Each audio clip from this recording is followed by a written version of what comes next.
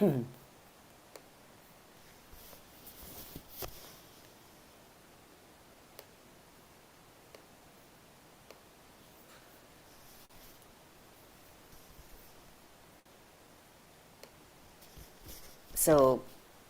ISKCON Mangalore వారి 17-18 రోజుల గీతా క్లాస్లో 7వ అధ్యాయంలో ఉన్నాము. అందరికీ స్వాగతం.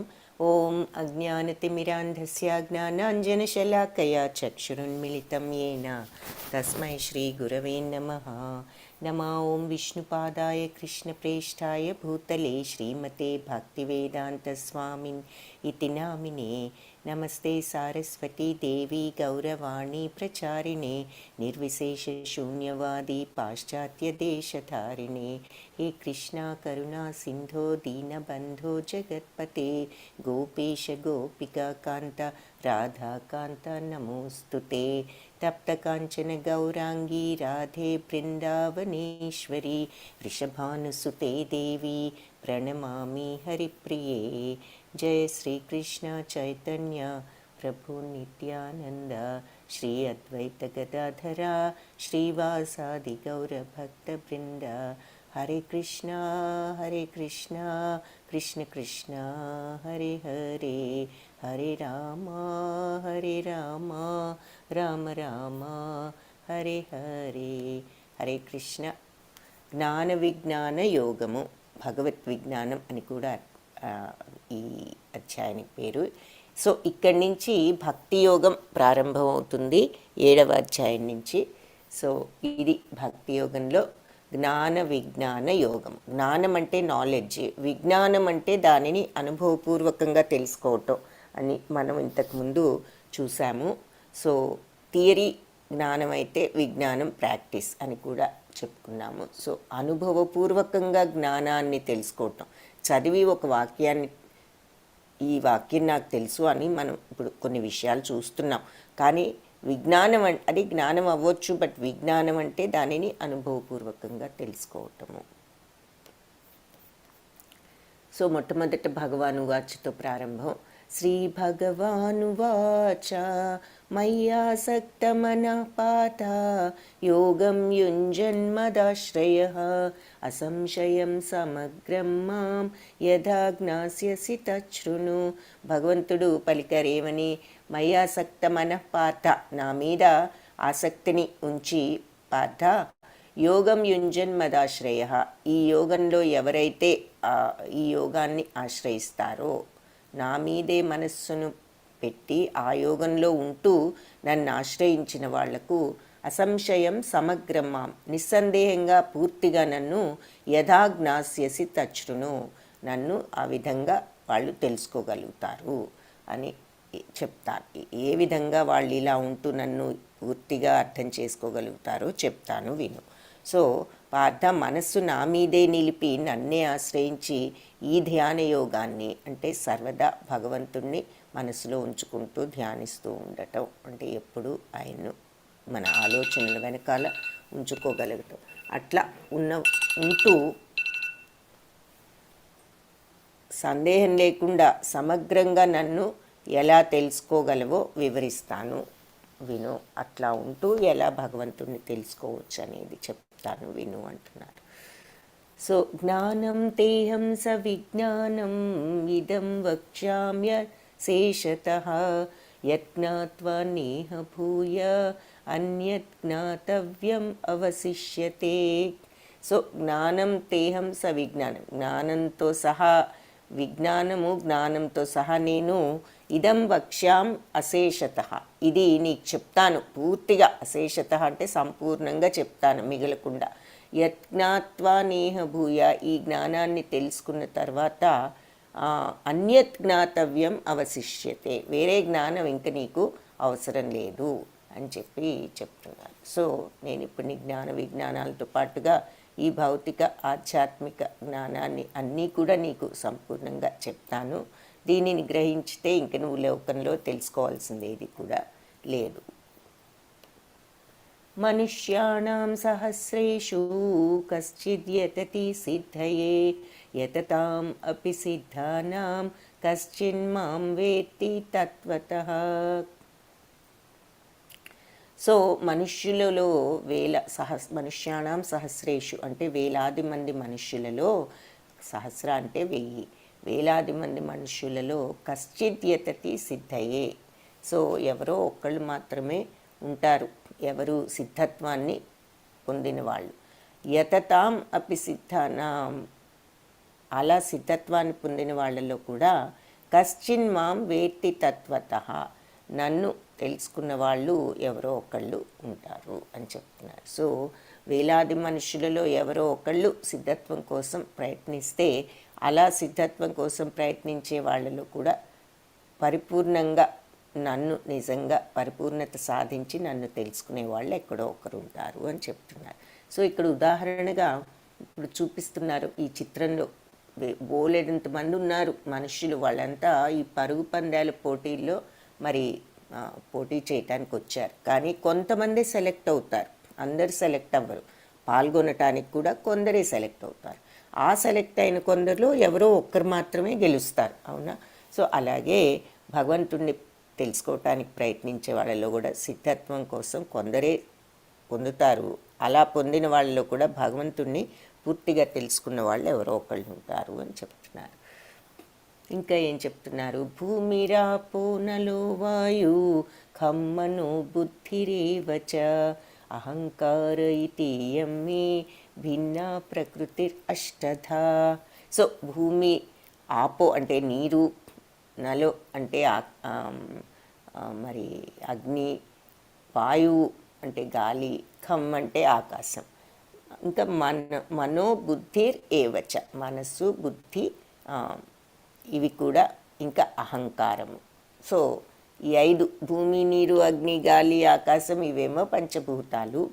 ఈ 5తో ఏం జరుగుతుంది? మన శరీరం తయారవుతుందని మనం మొదట్లోనే చెప్పుకున్నాం.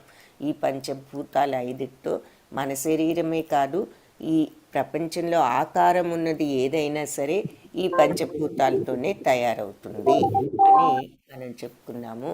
సో ఇక్కడ ఏం చెప్తున్నారు అంటే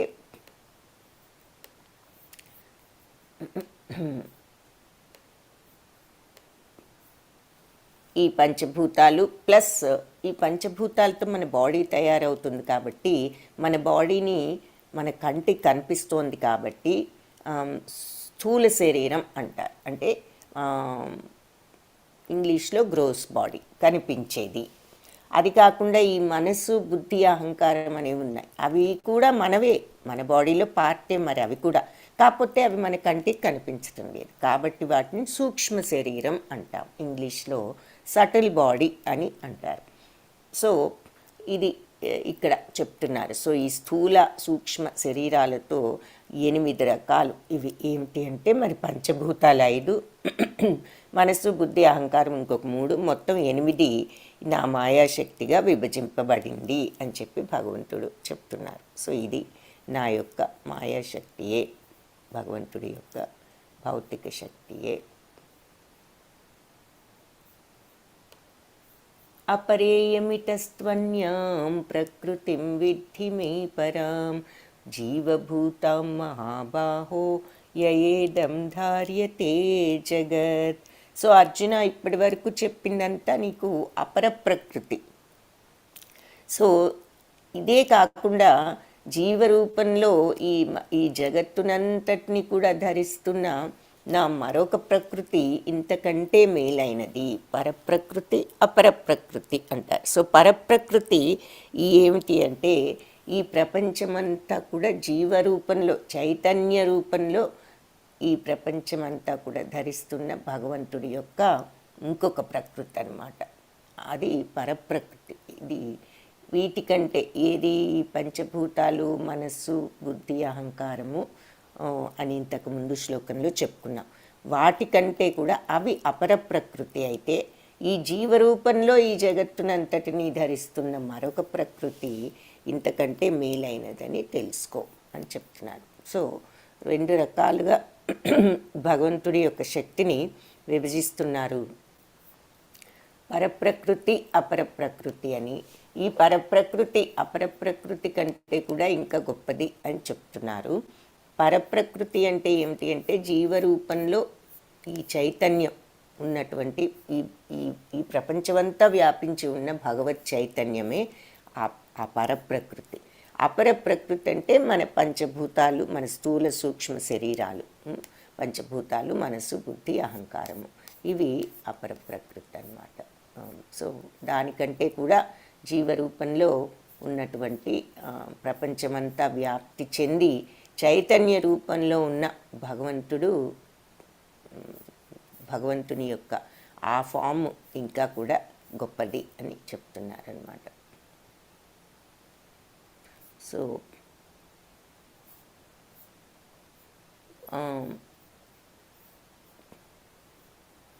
భూమి ఇవన్నీ స్థూల విషయాలు, మనస్సు ఇవన్నీనేమో సూక్ష్మ విషయాలు అని చెప్పుకున్నాము. ఇవన్నీ కూడా ప్రకృతి రూపంలో భగవంతుని యొక్క శక్తిని, న్యూన శక్తి నుంచే ఉద్భవించాయి. అయితే అటువంటి ఉన్నత శక్తి శ్రీకృష్ణ అయితే ఈ న్యూన శక్తులను వినియోగించుకున్న జీవులు భగవంతుడి ఉన్నత శక్తికి సంబంధించిన వారే ఉన్నారు. అటువంటి ఉన్నత శక్తి వలననే సమస్త జగత్తు నడుస్తుంది. ఉన్నత శక్తికి చెందిన జీవుడు నడపనిదే ఈ భౌతిక జగత్తు నడవలేదు అని చెప్తున్నారనమాట.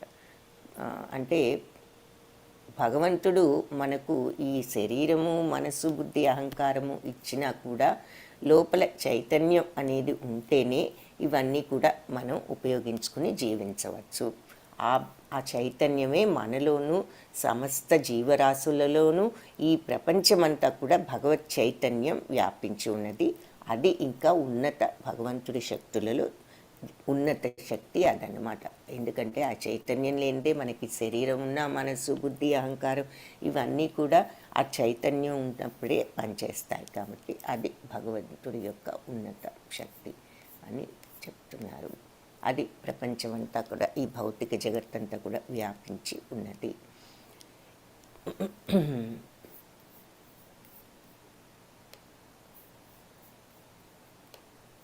ఏతద్యోనీని భూతాని సర్వాణీత్యుపధారయ అహం కృత్స్నస్య జగతః ప్రభవ ప్రళయస్తథా. సో నా యొక్క ఈ రెండు ప్రకృతుల నుంచే సమస్త భూతాలు కూడా, అంటే అన్ని జీవరాశులు కూడా పుడుతున్నాయి. అందుకని ఈ సర్వ జగత్తు అహం కృత్స్నస్య జగత ప్రభవ ప్రళయస్తథ. సో ఈ జగమంతా కూడా ఆవిర్భవించటానికి కానీ ప్రళయంలో అంతం కావటానికి కానీ నేనే కారణమని తెలుసుకో. మత్తా పరతరం నాన్యత్ కించిదస్తి ధనంజయ మయి సర్వమిదం ప్రోతం సూత్రే మణిగణ ఇవ. సో నేను నాకంటే శ్రేష్ఠ నాణ్యమైనది ఇంకేది లేదు ధనంజయ. మయి సర్వమిదం ప్రోతం, నేను ఈ అంతా కూడా నేను మెయింటైన్ చేస్తున్నాను. ఏ విధంగా అంటే సూత్రే మణిగణ ఇవ, ఒక ముత్యాలన్నిటినీ కూడా ఈ దారము ఒక హారంగా చేసి కూర్చి ఎలా అయితే ఒక చోటు ఉంచుతోందో, నేను కూడా ఈ సమస్త భౌతిక జగత్తనంతా కూడా, రకరకాల ప్లానెట్స్, గోళాలు ఎన్నో ఉన్నాయి మన ప్రపంచంలో, మన ఈ విశ్వంలో, అవన్నీ కూడా మరి ఎంత పర్ఫెక్ట్గా మన, ఫర్ ఎగ్జాంపుల్ మన మిల్కీ వే అంటారు మన గ్యాలక్సీని. మనకు 9 గ్రహాలు ఉన్నాయి, ప్లానెట్స్. అవన్నీ సూర్యుడి చుట్టూ తిరుగుతూ ఉంటాయి. మరి అది మన గ్యాలక్సీ. ఇలాంటి గ్యాలక్సీలు చాలా ఉన్నాయని సైంటిస్టులు కూడా చెప్తూ ఉంటారు. సో మన గ్యాలక్సీని తీసుకున్నట్లయితే ఉదాహరణగా సూర్యుడి చుట్టూ ఈ 9 గ్రహాలు సూర్యుడి చుట్టూ ఇవన్నీ తిరుగుతూ ఉంటాయి. మనం మరి ఏది కూడా, మన భూమిని తీసుకోండి, తిరుగుతూ ఉంటుంది సూర్యుడి చుట్టూ, కానీ ఒక్కసారైనా మరి లేట్ చేస్తుందా? ఒక్క నిమిషమైనా?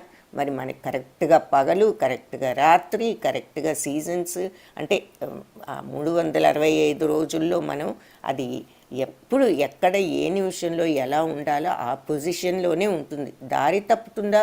ప్రతి గ్రహానికి ఒక దారి ఉంది, దాన్ని ఆర్బిట్ అంటారు ఇంగ్లీష్లో, తెలుగులో అంతరిక్షం అంటారు. సో వాటి యొక్క మార్గంలోనే తిరుగుతూ ఉంటాయి. అవి వెళ్ళి వేరే ప్లానెట్ను కొట్టేసి ఢీ కొట్టడం ఇలాంటివన్నీ జరిగితే ఎప్పుడో ప్రళయాలు ఇంకా ముందే వచ్చేస్తూ ఉంటాయి. కానీ అట్లా అవన్నీ ఏది ఎప్పుడు ఎక్కడ ఎంత పర్ఫెక్ట్గా జరగాలి, ఒక్క మిల్లీమీటర్ కూడా దాని దారి వదిలి అది వేరే వైపుకు వెళ్ళదు, ఏ ప్లానెట్ అయినా సరే.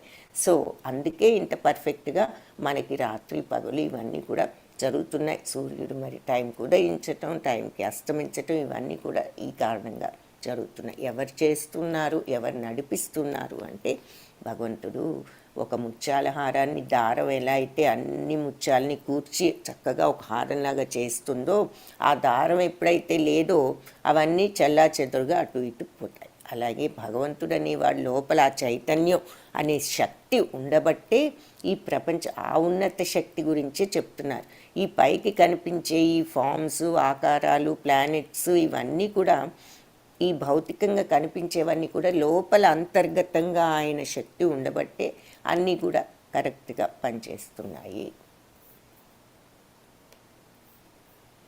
రసోహమప్సు కౌంతేయ ప్రభాస్మి శశి సూర్యయో ప్రణవ సర్వవేదేషు శబ్దఖే పౌరుషం ఋషు.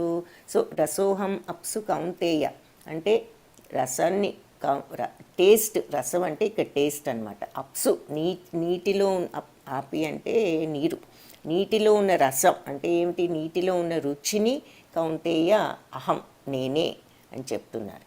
ప్రభాస్మి శశి సూర్యయో, సో సూర్యుడిలో చంద్రుడిలో ఉన్నటువంటి ప్రభావం అంటే ఆ వెలుగు నేనే. ప్రణవ సర్వవేదేషు, సో అన్ని వేదాలలో ఉండే ప్రణవనాదం అంటే ఓంకారం, మరియు శబ్దకే పౌరుషం, శబ్దకే అంటే హే అంటే ఆకాశం, ఆకాశంలో ఉన్న శబ్దం. సో ఆకాశంలో సౌండ్ వేవ్స్ ఉంటాయి, ఏమీ ఉండవు, మనకేం కనిపించదు, ఏమీ లేదు, కానీ సౌండ్ వేవ్స్ ఉంటాయి. సైంటిస్టులు కూడా చెప్పారు, ఆ సౌండ్ వేవ్స్ వల్లనే మనకి మరి ఈ టీవీ కానీ వీటన్నిటికీ యాంటీనా గ్రహించగలిగేది ఆ సౌండ్ వేవ్స్ని. ఆ సౌండ్ వేవ్స్ అబ్జార్బ్ చేస్తేనే మనకి సౌండ్స్ వీటి ద్వారా వస్తూ ఉన్నాయి, ఈ యాంటీనాలు, శాటిలైట్లు వీటి ద్వారా. సో అందుకని ఆకాశంలో ఉన్న శబ్ద తరంగాలు మనుష్యులలో ఉన్నటువంటి పౌరుషం, నరులలో ఉన్న పౌరుషాన్ని నేనే అని చెప్తున్నారు.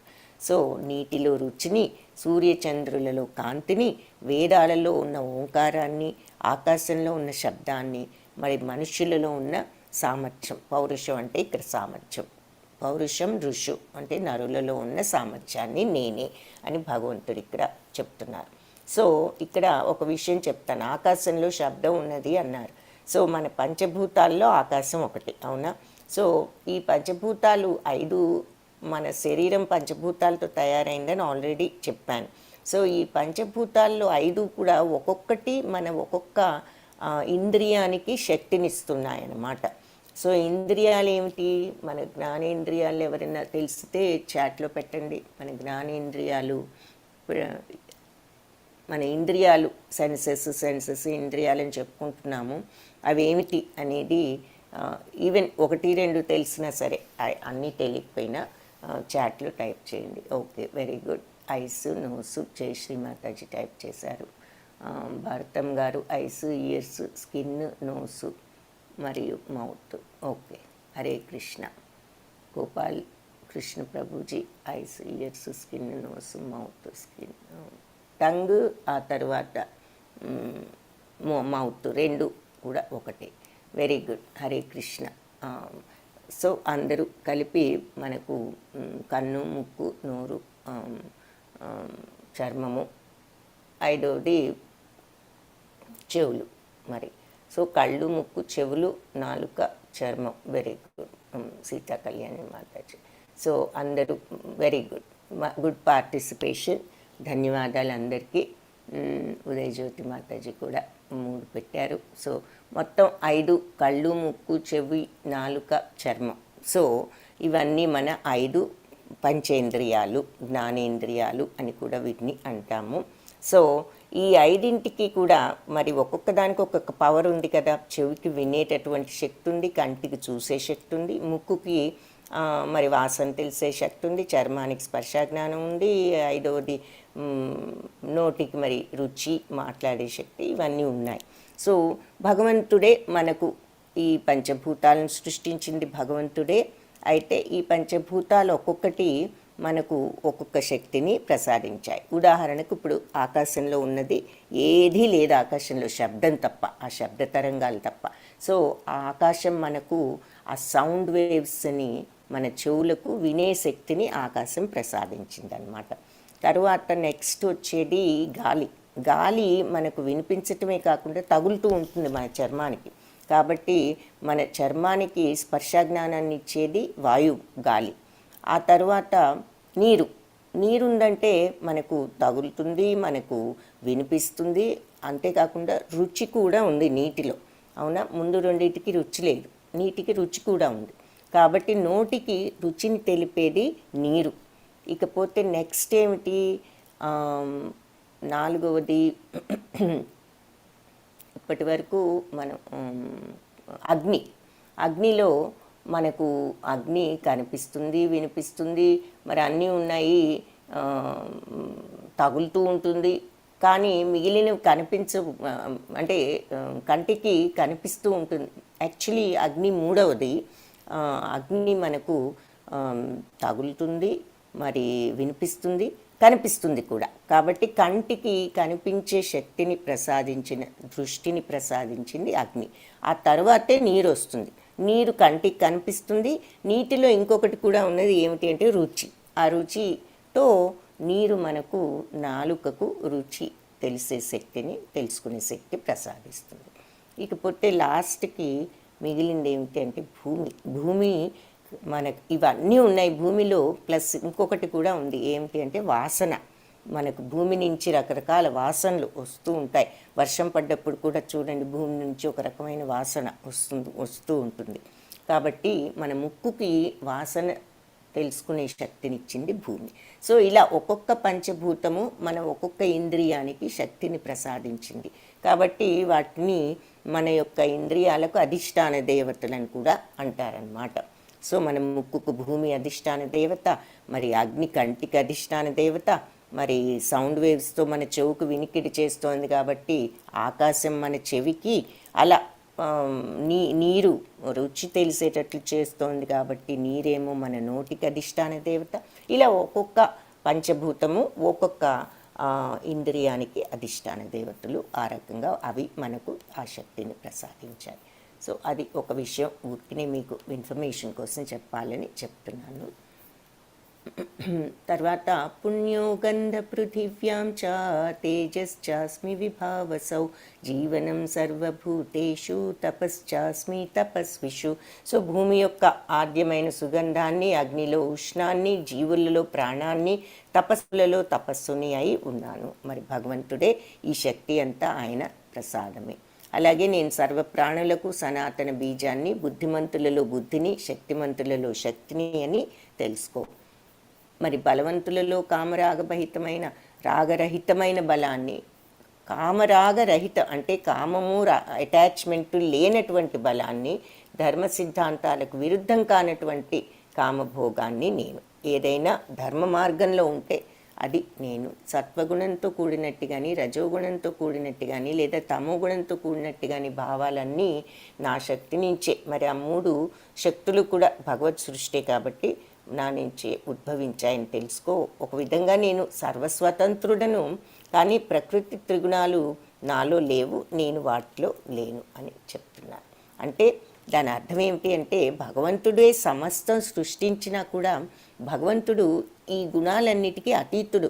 ఆయన అందుకే గుణాతీతుడు అని, నిర్గుణ అని అంటారంటే ఆయనకి ఏ గుణము కూడా లేదు, ఆయన అన్ని గుణాలకు అతీతుడు. గుణం లేదంటే మంచివాడు కాదని కాదు. గుణం అంటే ఇక్కడ స్వభావాలు, అంటే సత్వరజస్తమో గుణాలు అని చెప్పుకుంటున్నాం కదా, స్వభావాలు అన్నమాట. భగవంతుడికి ఏ స్వభావము లేదు, అన్నిట్లోనూ ఆయన తటస్థుడు. అందుకే ఆయన గుణాలకు అతీతుడు అనేది. సో ఇక్కడ మళ్ళీ ఒకసారి ఎందులో ఏమిటి అన్నది చూద్దాం. నేను ఇందులో అది నీటిలో రుచిని ఇవన్నీ చెప్పారు కాబట్టి ఏమేమిటో మళ్ళీ ఒకసారి చూద్దాం. నీటిలో రుచి, సూర్యచంద్రులలో వెలుగు, వైదిక మంత్రాల్లో ఓంకారాన్ని, ఆకాశంలో శబ్దాన్ని, మానవుడిలో సామర్థ్యాన్ని, భూమిలో సువాసనను, అగ్నిలో వేడి, జీవించే జీవులలో జీవనాన్ని, చైతన్యాన్ని, తపస్సులలో తపస్సును, సమస్త ఆస్తిక్యంలో ఆది బీజంని, మరి బుద్ధిశాలులలో బుద్ధి, శక్తిమంతులలో శక్తి, బలవంతులలో బలము, అంటే కోరిక లేనటువంటి బలము, ధర్మసూత్రాలకు విరుద్ధంగా లేనటువంటి కోరిక. ఏ చైవ సాత్వికా భావా రాజసాస్తమసాశ్చయే మత్త ఏవైతి తాన్ విద్ధి నత్వాహం తేషు తే మయి. సో జీవుల యొక్క సత్వగుణం, రజోగుణం, తమోగుణం ఈ చెందిన భావాలన్నీ కూడా నా శక్తి వల్లే కలిగాయని తెలుసుకో, వాటిల్లో నేను లేను, నాలో అవి ఉన్నాయి. ఇప్పుడు చూసాము ఇదే శ్లోకము. సో ఈ సత్వరజస్ తమో గుణాలు, ఇది సత్వగుణం రజోగుణం ఏదైనా సరే ఇవన్నీ కూడా నా నుంచే ఉద్భవించాయి, ఈ స్వభావాలు, ఈ గుణాలన్నీ. కాబట్టి ఉద్భవించినప్పటికీ కూడా ఆ గుణాలకు నేను లోబడి లేను, నేను ఏ గుణానికి చెందను, నేను వీటన్నిటికీ అతీతుడను. స్వభావం అనేది భగవంతుడికి లేదు. అంటే ఏమిటి? మంచివాడు, చెడ్డవాడు, ఇవే. సత్వగుణం ఉంటే మంచితనం, రజోగుణం ఉంటే కోరికలు ఎక్కువ, తమో గుణం ఉంటే బద్ధకం, అజ్ఞానం అని చెప్పుకుంటున్నాము. అవి ఏవి కూడా భగవంతుడికి లేవు. ఆయన వాటన్నిటికీ అతీతుడు. ఎప్పుడు అతీతులం అవుతాం? ఏ స్వభావం మనకు లేనప్పుడు మనం, అది అతీతత్వం అన్నమాట. ఈ 3 గుణాలను అతిక్రమించితే, అందుకే మనం శుద్ధ భక్తుడి స్టేజ్కి వెళ్ళి భగవంతుడిని తెలుసుకోగలుగుతాము అనేది. భగవంతుడి స్వభావం అది. కాబట్టి మనం కూడా ఈ స్వభావాలకు అతీతంగా వెళ్ళగలిగినప్పుడు, ఈ స్వభావాలు ఏవి? వీటి వల్లే కదా మరి మనకు అన్ని కోరికలు, పనులు అన్నీ చేసేది. మంచితనం ఉన్నా మంచి పనులు చేస్తూ ఉంటాము, కానీ ఆ మంచి పనులు చేస్తున్నప్పుడు కూడా కోరికలు ఉంటూ ఉంటాయి. కాబట్టి వీటన్నిటికీ అతీతంగా వెళ్ళగలిగినప్పుడు, ఆ స్వభావాలను మనం జయించగలిగినప్పుడు, అంటే ఆ శుద్ధ భక్తి తత్వంలోకి వెళ్ళగలిగినప్పుడు మనకు కూడా ఆ భగవత్ తత్వం అప్పుడు అర్థం అవుతుంది. ఎందుకంటే భగవంతుడిది అదే తత్వం కాబట్టి. ఇక్కడ ఏంటంటే అవన్నీ కూడా నా శక్తి వల్లే కలిగాయి, ఈ సత్వరజస్ తమో గుణాలు. కానీ వాటిల్లో నేను లేను, నాలో అవి ఉన్నాయి. అంటే భగవంతుల్లో సమస్తం కూడా ఇమిడి ఉన్నది, ఈ జగత్తు విశ్వం అంతా కూడా. కాబట్టి అవి కూడా ఉన్నాయి. కానీ ఆయన వాటికి అతీతుడు. ఆయనకు ఏ స్వభావము లేదు. ఆయన is beyond all this nature అన్నది మనం అర్థం చేసుకోవాలి. దాని అర్థం అదనమాట. త్రిభిర్గుణమయైర్భావైః సర్వమిదం జగత్ మోహితం నాభిజానాతి మామేభ్య పరమవ్యయం. సో సత్వరజస్ తమో గుణాలని, 3 గుణాల ద్వారా ఏం జరుగుతుంది? మనం ఇంతకుముందు కూడా చెప్పుకున్నాం. ఈ ప్రపంచం అంతా కూడా వాటికి లోబడిపోయి ఆ రకంగా ఆ గుణాలు, ఏదో గుణాలను అలవర్చుకుని, ఏదో ఒక గుణాలు మిక్స్చర్ ఆఫ్ ఆ మూడిట్లో కలయిక కూడా ఉంటుంది. కొందరికి ఎక్కువ సత్వగుణం, కొందరికి ఎక్కువ రజోగుణం, కొందరికి ఎక్కువ తమో గుణం, కొంత అది ఇది మిక్స్డ్గా ఉంటాయి. ప్యూర్గా ఒక్కొక్క గుణం కూడా ఉండొచ్చు. ఇలా రకరకాల పర్సంటేజీల్లో ఈ గుణాలని అందరూ అలవర్చుకుని భగవంతుణ్ణి అతీతుడని, ఈ గుణాలకు అతీతుడు, నశింపు లేనివాడు అయిన భగవంతుణ్ణి మనం అర్థం చేసుకోలేకుండా ఉన్నాము. ఎందుకు అంటే ఈ 3 గుణాల మోహంలో పడిపోయి, చిక్కుకుపోయి మనం భగవంతుణ్ణి తెలుసుకోలేకపోతున్నాము అని చెప్తున్నారు. సో ఇక్కడ ఈ చిత్రంలో చూపిస్తున్నారు సత్వగుణం ఎల్లోలో, రజోగుణం రెడ్ కోరికలు, బ్లాక్ తమోగుణం అజ్ఞానం.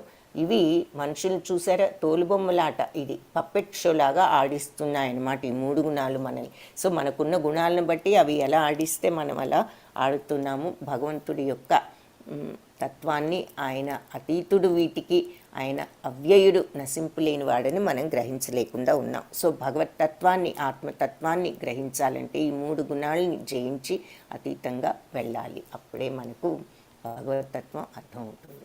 హరే కృష్ణ. ఇక్కడ యూత్ గ్రూప్ వాళ్ళు ఎవరైనా ఉంటే దయచేసి హ్యాండ్ రైజ్ చేయండి. నేను కంటిన్యూ చేస్తూ ఉంటాను, మీరు హ్యాండ్ రైజ్ చేస్తే ఒక ఫ్యూ మినిట్స్ తర్వాత కౌంట్ చూద్దాం. దైవీ హేషా గుణామయీ మమ మాయా దురత్యయ మామేవ యే ప్రపద్యంతే మాయామేతాం తరంతి తే. సో ప్రకృతి త్రిగుణ స్వరూపమైన ఈ నా దైవమాయను దాటడం సామాన్యులకు ఎవరికి సాధ్యం కాదు. మాయ అంటే ఏమిటి అంటే, ఎవరైనా అడిగితే త్రిగుణాలు అని మీరు చెప్పగలగాలి. సింపుల్ ఆన్సర్, మాయ, ఈ జగమే మాయ, అంతా మాయ అంటూ ఉంటారు, మనం వినే ఉంటారు మీరు ఆ ఎక్స్ప్రెషన్ని. జగమే మాయ. మాయ అంటే ఏమిటి అంటే సత్వరజస్తమో గుణాలు, ఈ 3 గుణాలే మాయ. సో ఈ దైవమాయను, ఈ త్రిగుణ స్వరూపమైన నా ఈ దైవమాయను చెప్తున్నారు. ఈ సత్వరజస్తమో గుణాలు త్రిగుణ స్వరూపము. ఏంటి త్రిగుణాలు? సత్వరజస్తమో గుణాలు. సో ఈ 3 గుణాల స్వరూపంలో ఉన్నటువంటిదే నా దైవమాయ. దీనిని దాటతో సామాన్యులకు సాధ్యపడదు. అయితే నన్ను ఆశ్రయించిన వాళ్ళు దానిని సులభంగా దాటగలుగుతారు అని చెప్తున్నారు.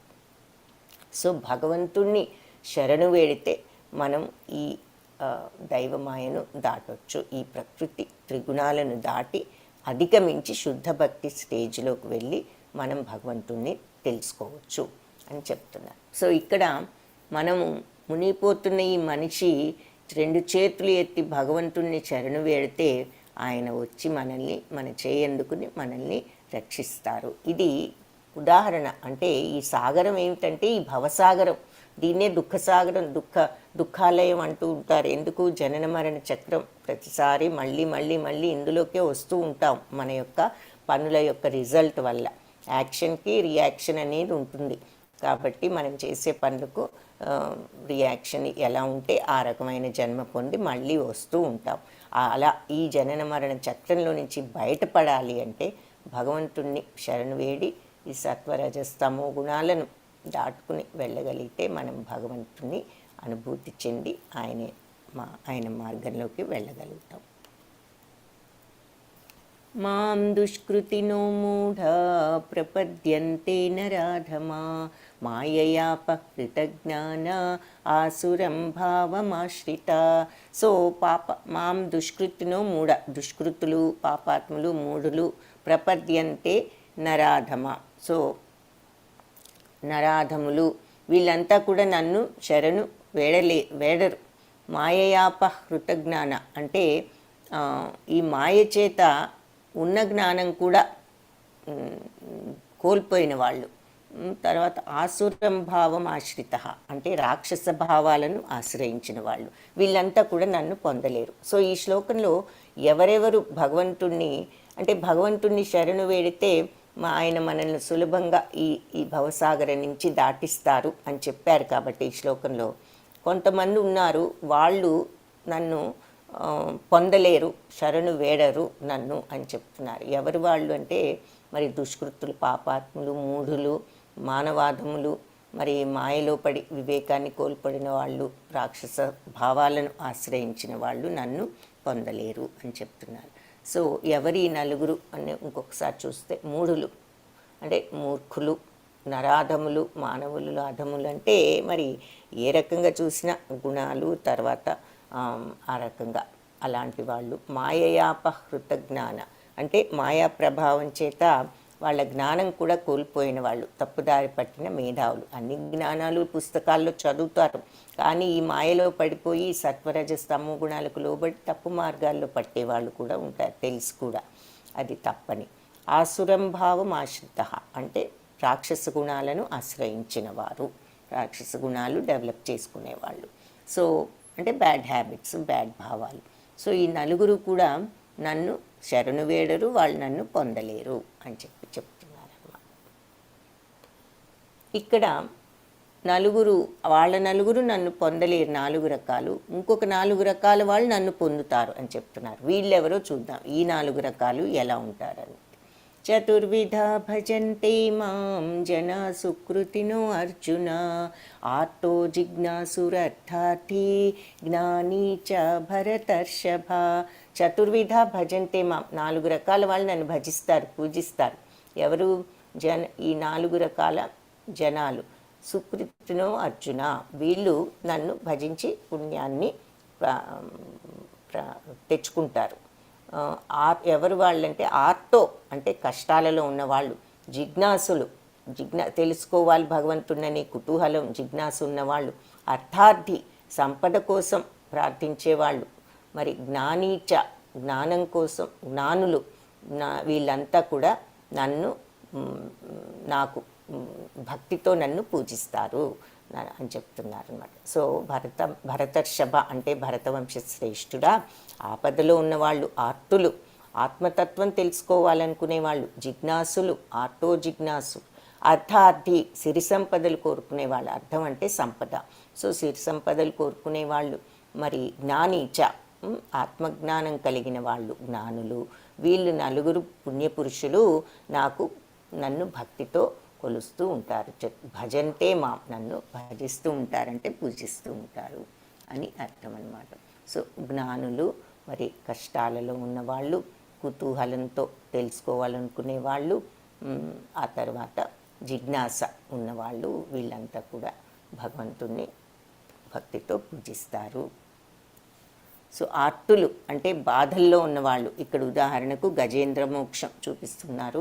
ఈ గజేంద్రుడు మరి మొసలి నోట్లో కాలు ఇరుక్కున్న తర్వాత చాలా రోజులకు ఆయనకు భగవంతుడు గుర్తుకొచ్చి అప్పుడు ప్రార్థించిన తర్వాత పూర్వజన్మ జ్ఞాపకాలతో అప్పుడు భగవంతుడు ఆయన్ను రక్షించడం. రెండవ చిత్రంలో ద్రౌపది, మరి ఆవిడకు ఎవ్వరూ సహాయం చేయలేని, పెద్దలు కానీ భర్తలు కానీ ఎవరూ ఆవిడకి ఏమీ సహాయం చేయలేని సమయంలో ఆవిడకి భగవంతుణ్ణి శరణు వేడినప్పుడు శ్రీకృష్ణుడు వచ్చి ఆవిడ్ని రక్షించిన ఉదంతం. ఆ తర్వాత ఇక్కడ వకులాదేవి అంటే వ్యాస మహర్షి భార్య, వాళ్లకు సుఖమహాముని వాళ్ళ పుత్రుడు. ఆయన బయటకు వస్తే ఈ భూప్రపంచంలో ఈ మాయకు లోబడిపోతాను, ఈ సత్వరజస్తమ గుణాలకు అని భయపడి ఆయన రానంటే ఎన్నాళ్ళున్నా ఆయన బయటకు రావట్ల. అప్పుడు వాళ్ళు శ్రీకృష్ణుని ప్రార్థిస్తే భగవంతుడు వచ్చి నువ్వు ఆ మాయకు లోబడకుండా నీకు నేను చూసుకుంటాను అని మాట ఇచ్చిన తర్వాత సుఖమహాముని బయటకు రావటం జరిగింది. సో వాళ్ళు ఆ కష్టంలో ప్రార్థించినట్లుగా ఇక్కడ ఎగ్జాంపుల్ చూపిస్తున్నారు. తర్వాత జ్ఞాన సముపార్జన కోసం కొంతమంది జ్ఞానం తెచ్చుకోవటం కోసం, దానికి ఉదాహరణగా మరి పరీక్షిత్ మహారాజు అంటే అభిమన్యు కుమారుడు అనమాట. ఆయన వారం రోజుల్లో చనిపోతాడు అనే ఒక శాపం వచ్చింది కాబట్టి ఆ చనిపోయేలోపు భగవంతుని తెలుసుకోవాలి అనేటటువంటి ఒక జ్ఞాన సముపార్జన చేసుకోవాలి అనే కోరికతో ఆయన సుఖమహాముని దగ్గర నుంచి భాగవతాన్ని తెలుసుకుని వినిపించి అడిగి శ్రవణం చేయటం జరిగింది. ఆ ఉదాహరణ ఇక్కడ చూపిస్తున్నారు, జ్ఞాన సముపార్జన అన్వేషకుడు అని. ఇకపోతే అర్థార్థి అంటే డబ్బు కోసం, అంటే ఇక్కడ మరి సుగ్రీవుడు మరి రాజ్యం కోసం శ్రీరామచంద్రుడిని ఆశ్రయించటం జరిగింది. అలాగే ధ్రువ మహారాజు ఆయన స్టోరీ ఏమిటి అంటే, ఆయన ఒక రాజపుత్రుడు అయితే ఆయన సవతి తల్లి ఆయన ఒడిలో నిన్న కూడా చెప్పుకున్నాం అనుకుంటా ధ్రువ మహారాజు స్టోరీ. కూర్చొనివ్వకపోతే నువ్వు నా కొడుకు కాబట్టి నీకు మీ తండ్రి ఒడిలో కూర్చునే అర్హత కానీ రాజ్య అర్హత కానీ నీకు లేదు అని చెప్పబట్టి ఆయన మనసు ఆ చిన్న వయసులో గాయపడి తల్లి దగ్గరికి వెళ్ళి ఇది ఏమిటి అని అడిగితే, అది ఎవరు మనం ఏమీ చేయలేము, భగవంతుడే నీకు సహాయం చేయాలి నాయన అంటే, అప్పుడు భగవంతుడు ఎక్కడంటే నువ్వు వెళ్ళి ఆ భగవంతుడిని ధ్యానించి తపస్సు చేసుకో అని చెప్తే, అప్పుడు వెళ్తూ ఉంటే అడవికి నారద మహర్షి వచ్చి నువ్వు చిన్నవాడివి వెనక్కి తిరిగి వెళ్ళమన్నా ఆయన వెళ్ళనంటే ఆయనకు ఓం నమో భగవతే వాసుదేవాయ అనే మంత్రాన్ని ఉపదేశించి పంపించిన తర్వాత ఆయన విపరీతమైన తపస్సు 4 నెలలు చేసిన తర్వాత భగవంతుడు ప్రత్యక్షమవుతూ, ఆ తీరా ప్రత్యక్షమైన తర్వాత రాజ్యం కోసం చేసిన ఇదంతా ఆయనకు ఆ సమయానికి భక్తుడిగా మారిపోయి భగవంతుడిని స్తుతించి ఏది కూడా అడగకపోయినా భగవంతుడు ఆయనకు అన్ని ప్రసాదించి ఆ జన్మ తర్వాత కూడా ధ్రువతారగా అంటే ధ్రువలోకాన్ని సృష్టించి ఆయన ధ్రువలోకాధిపతిని చేశారు. అందుకే మనకు ఆకాశంలో ఆ ధ్రువ నక్షత్రం చాలా బ్రైట్గా కనిపిస్తూ ఉంటుంది, అదే ధ్రువ మహారాజు లోకం అని చెప్తారు. సో ఎనీవే ఇక్కడ వీళ్ళిద్దరూ కూడా సంపద కోసం భగవంతుణ్ణి ఆశ్రయించారు, భజించారు, పూజించారు. ఆ తర్వాత జిజ్ఞాస ఉన్న వాళ్ళు భగవంతుణ్ణి ఎప్పుడు తలుచుకుంటూ పూజిస్తూ ఉంటారు. ఎవరు వాళ్ళు? ఈ నైమిషారణ్యంలో ఉన్న ఈ మునులు. మనం ఈ రోజుల్లో కాన్ఫరెన్స్ అని అంటూ ఉంటాం, అలా వాళ్ళు ఎప్పుడూ కూడా ఈ కాన్ఫరెన్సెస్ పెట్టుకుని భగవంతుని గురించి చర్చిస్తూ ఉండేవారు అనమాట. వాళ్లకు ఆ జిజ్ఞాస ఉండేది, భగవంతుని ఎలా పొందాలి తెలుసుకోవాలి అని. సో ఈ 4 రకాల వాళ్ళు నన్ను పూజిస్తారు అని చెప్తున్నారు. ఆర్తో జిజ్ఞాసుర్ అర్థాతి జ్ఞానీచ, జ్ఞానం కోసం. సో ఈ 4 అన్నమాట. సో వీళ్ళు 4లో కూడా జ్ఞానులు ఉత్తమమైన వారు అని చెప్తున్నారు. సో తేషాం జ్ఞాని నిత్యాయుక్త ఏకభక్తిర్విశిష్యతే ప్రియో హి జ్ఞానినోత్యర్థ అహం సచ మమ ప్రియ. సో ఈ నలుగురిలో కూడా నిత్యము భగవంతుని భక్తితో భజించే ఆత్మజ్ఞానే అత్యుత్తముడు అని చెప్తున్నారు. సో అలాంటి జ్ఞానికి నేను ప్రియమైన వాడిని, నాకు కూడా అతను ఎంతో ప్రియమైన వాడు అని ఇక్కడ చెప్తున్నారు. సో ఈ నలుగురిలో కూడా ఆర్తో జిజ్ఞాసురర్థార్థి, బాధతో కానీ మరి సంపదతో కానీ జిజ్ఞాసతో కానీ జ్ఞానం కోసం కానీ పూజిస్తారు. ఈ నలుగురిలో కూడా జ్ఞానంతో జ్ఞాని అత్యుత్తముడు, భక్తితో భజించే ఆత్మజ్ఞాని అత్యుత్తముడు. అలాంటి జ్ఞానికి నేను ప్రియమైన వాడిని, నాకు అతను ఎంతో ప్రియమైన వాడు. ఉదారా సర్వ ఏవైతే జ్ఞానిత్వాత్మైవ మే మతం అస్థితః సహి యుక్తాత్మా మామేవాన్ ఉత్తమాం గతిం. సో వీళ్ళందరూ కూడా గొప్పవాళ్లే, ఏది ఇలా భజించుతూ పూజించేవాళ్ళు. అయినప్పటికీ జ్ఞాని మాత్రం నా ఆత్మస్వరూపుడే అని నా అభిప్రాయం.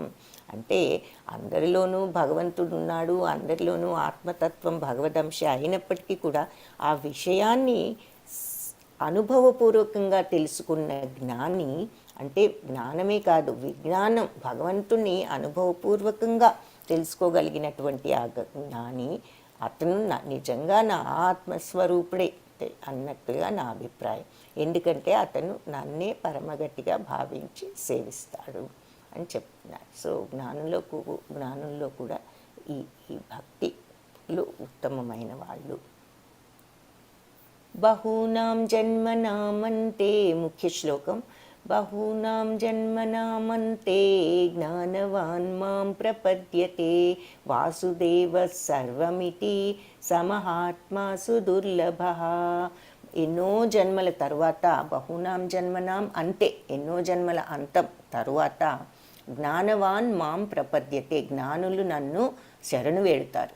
వాసుదేవ సర్వమితి, వాసుదేవుడే సర్వము అని తెలుసుకుని, సమహాత్మ తెలుసుకుని ఇటువంటి మహాత్ములు నన్ను ఎన్నో జన్మల తర్వాత శరణు వేడతారు. ఇలాంటి మహాత్ములు సుదుర్లభ, ఎక్కడో ఒకరు ఉంటారు, చాలా అరుదు. సో అనేక జన్మలు ఆచరించిన తర్వాత అనేక జన్మలలో ఆచరించిన పుణ్యకర్మల ఫలితంగా జ్ఞాని చివరికి జగత్తు సర్వము కూడా వాసుదేవమయం అనే జ్ఞానంతో నన్ను ఆశ్రయిస్తాడు. ఈ లోకంలో అలాంటి మహానుభావులు చాలా అరుదు.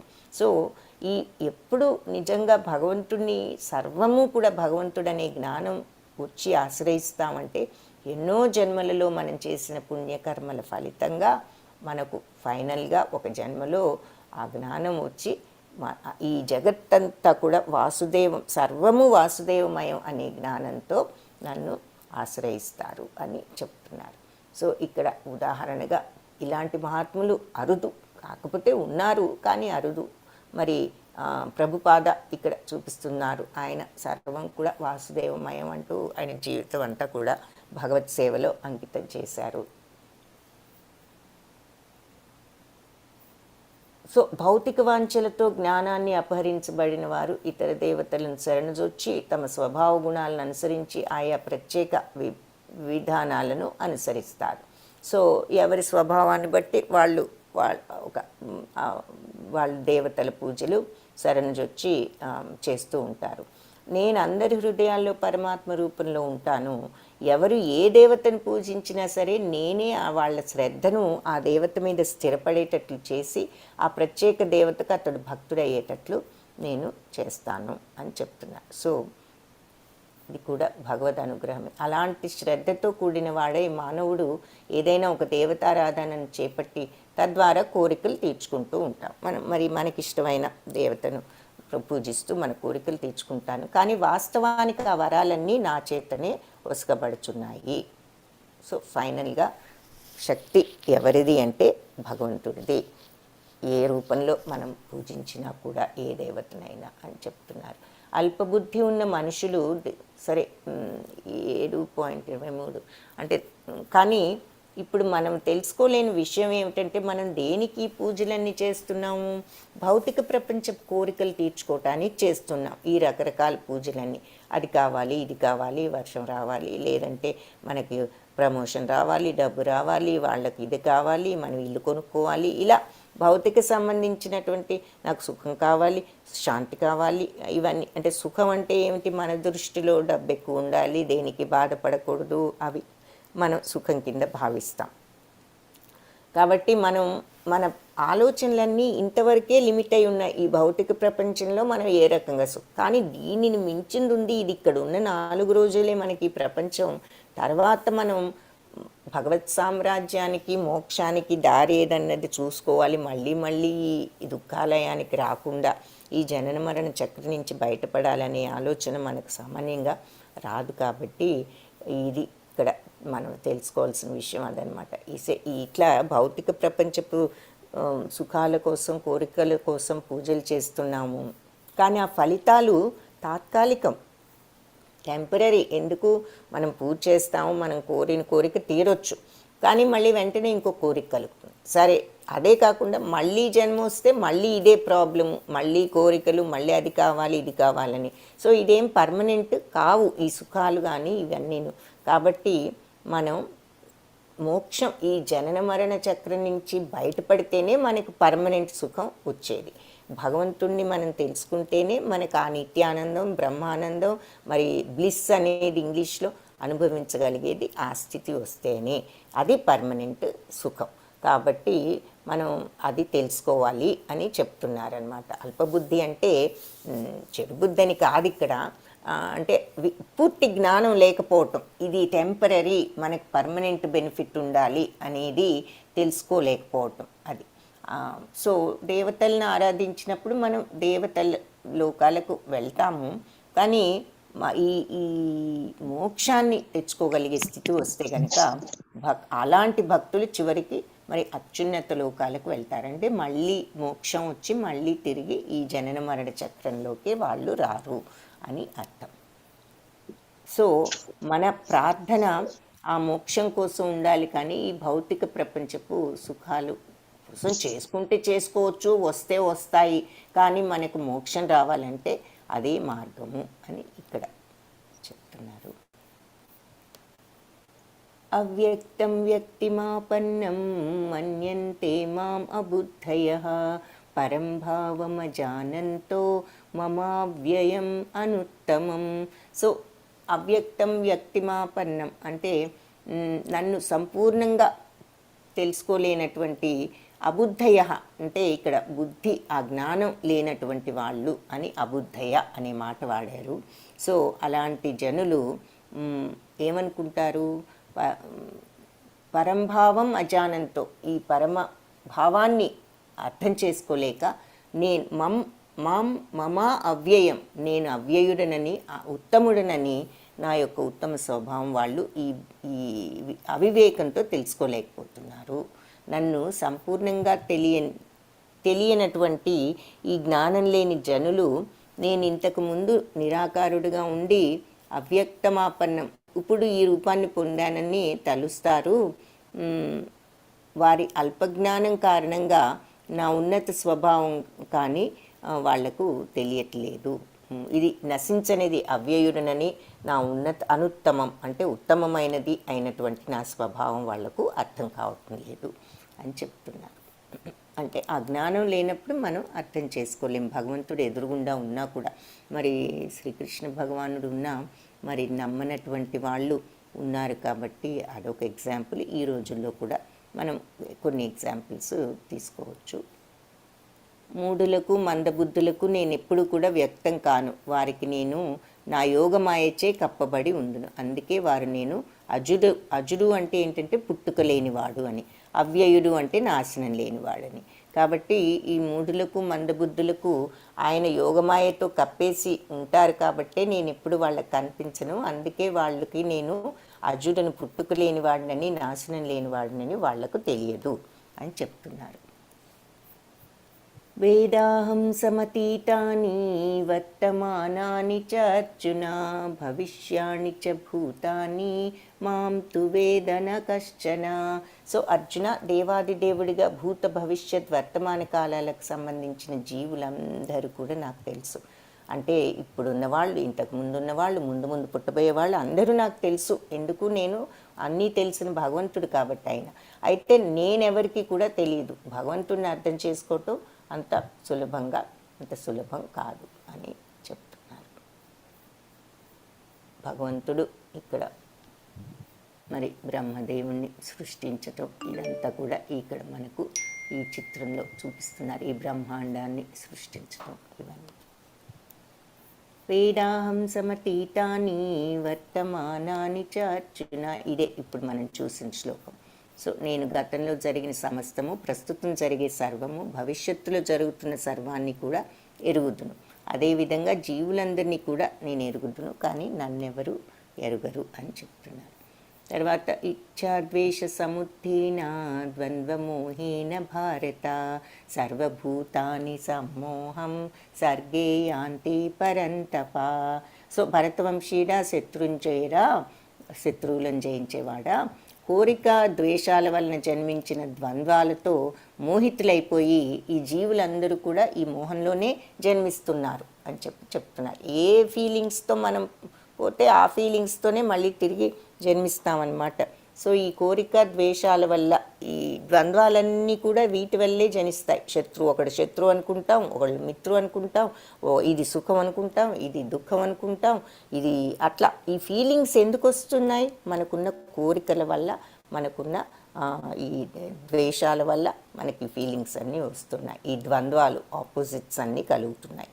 కాబట్టి కోరిక, రాగద్వేషం అంటారు. అందుకే ఈ అటాచ్మెంట్ వల్ల, ఈ కోరికలు, ఈ ద్వేషాల వల్ల మోహితులైపోయి ఈ మోహంలోనే మళ్ళీ జన్మిస్తున్నారు.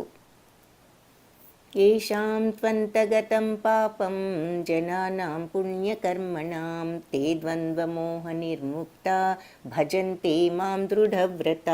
సో ఎవరైతే పూర్వజన్మలో, ప్రస్తుత జన్మలో భక్తితో ఉన్న వాళ్ళందరూ కూడా అలాంటి వాళ్ళ పాపచర్యలన్నీ కూడా పూర్తిగా కడిగివేయబడతాయి.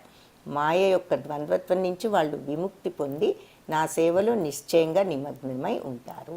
సో ఎవరైతే పూర్వజన్మలోనూ ప్రస్తుత జన్మలోనూ భక్తితో ఉంటారో, ఆ భక్తి ఉన్నప్పుడు ఏమవుతుందంటే ఈ పాపాలన్నీ కడిగివేయబడి ఈ ద్వంద్వాల నుంచి విముక్తులై భగవంతుడి సేవలో నిమగ్నమై ఉంటారు. తద్వారా మోక్షాన్ని పొందుతారు.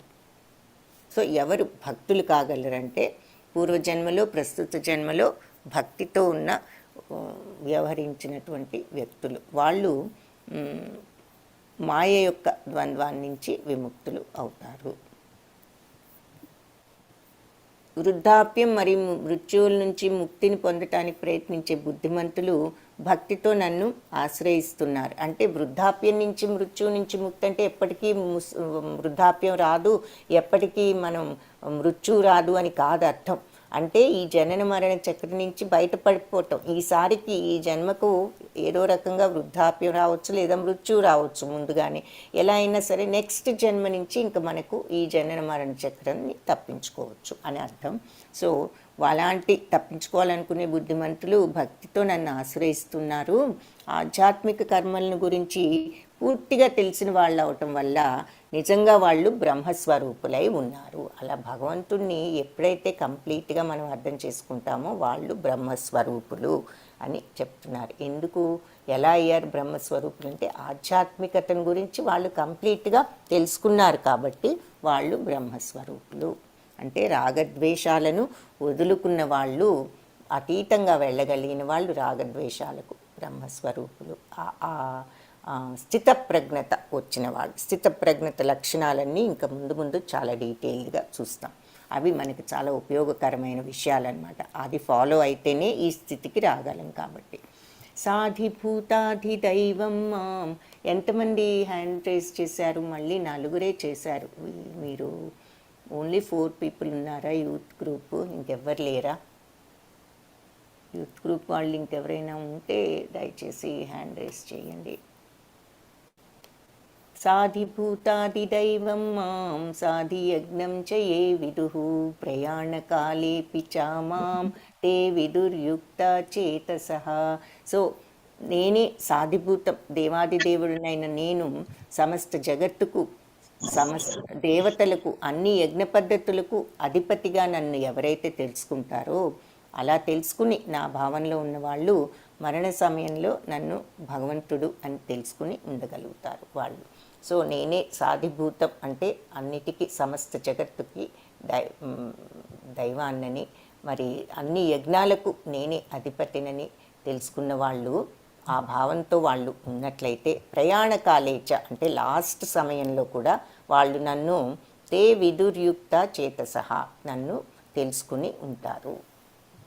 ముందు నుంచి ఆ భక్తిలో ఉన్నవాళ్ళు చివరిలో కూడా భగవంతుణ్ణి ఆ భక్తితో, భావంతో వాళ్ళు అర్థం చేసుకోగలిగి ఉంటారు అని అర్థం. ఇక్కడ ఉదాహరణగా చిత్రంలో భీష్మ పితామహుడు, మరి ఆయన మొదటి నుంచి భక్తుడే, శ్రీకృష్ణ భక్తుడే కాబట్టి ఆయన లాస్ట్లో కూడా ఆ ఉత్తరాయణ సమయం కోసం ఎదురు చూస్తూ, భగవంతుడి సమక్షం కోసం ఎదురు చూస్తూ, శ్రీకృష్ణుడి సమక్షంలో విష్ణు సహస్రనామాన్ని జపిస్తూ ఆయన ఈ జీవితాన్ని చాలించారు.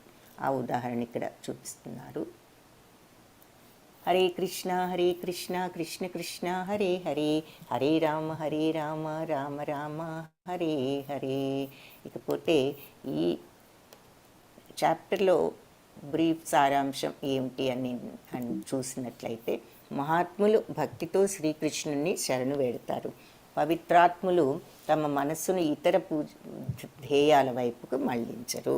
అంటే భగవంతుడి మీదే మనస్సును లగ్నం చేసి ఆ రకంగా శరణు వేడితే మనం త్రిగుణాలకు అతీతంగా వెళ్ళి ఆ బ్రహ్మ స్థితికి వెళ్ళవచ్చు. హరే కృష్ణ.